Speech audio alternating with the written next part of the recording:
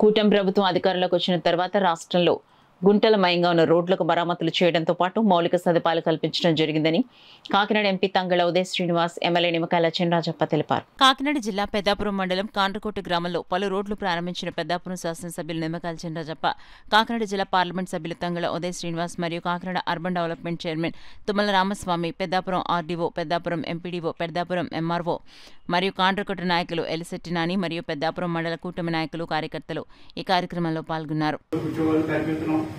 అన్ని కార్యక్రమాలు కూడా చేస్తున్నాం. ఆ గ్రామాల్లో కూడా పవర్ ఇలా కరెంటు మీరు చూస్తున్నారు. కరెంటు పెంచకుండా ఇలా అందరికీ కరెంట్ ఇవ్వాలి. కరెంట్ ఇబ్బంది ఉంది. పవర్ కట్ ఉంటే ఆ పవర్ కట్ కూడా క్లీన్ చేసి ఇలా అనేక పవర్ తీసుకొచ్చి ఇలా కరెంట్ కూడా ఎక్కడ ఇబ్బంది లేకుండా చేస్తాం. రైతాంగాన్ని కూడా ఆదుకోవడం జరిగింది. రైతాంగం ధాన్యం కొనుగోలు చేసుకుని కొనుగోలు చేసి మరి ఈ పంట వర్షం దెబ్బ కొంత నష్టం కలిగిన భవిష్యత్తు అలాగే రావడం కూడా చూస్తామని చెప్పి మేము తెలియజేసుకుని ఏదేమైనా ఇలా ప్రభుత్వం ప్రజల కోసం పనిచేస్తుంది. ప్రజలందరూ కూడా వన్ సైడ్ గా ఉన్నారు. ఇవాళ చంద్రబాబు నాయుడు గారు సపోర్ట్ గా ఉన్నారు. ఇవాళ కూటమి ప్రభుత్వం సపోర్ట్ గా ఉన్నారు.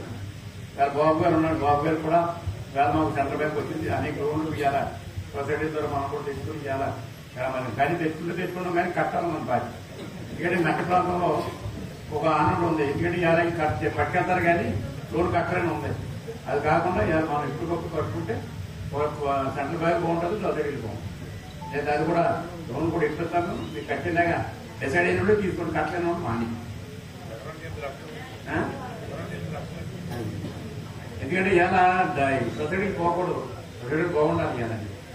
లేదా మీరు అందరూ కూడా రైతాంగానికి ఉపయోగపడే విధంగా కార్యక్రమాలు తీసుకోవడం జరుగుతుంది.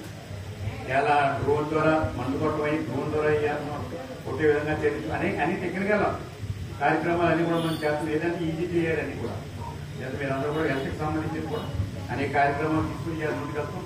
మన పెద్దాపురం హాస్పిటల్ కూడా ఫుల్ బెడ్లో పనిచేస్తుంది. కాండ్రగూడ హాస్పిటల్ కూడా పనిచేస్తుంది.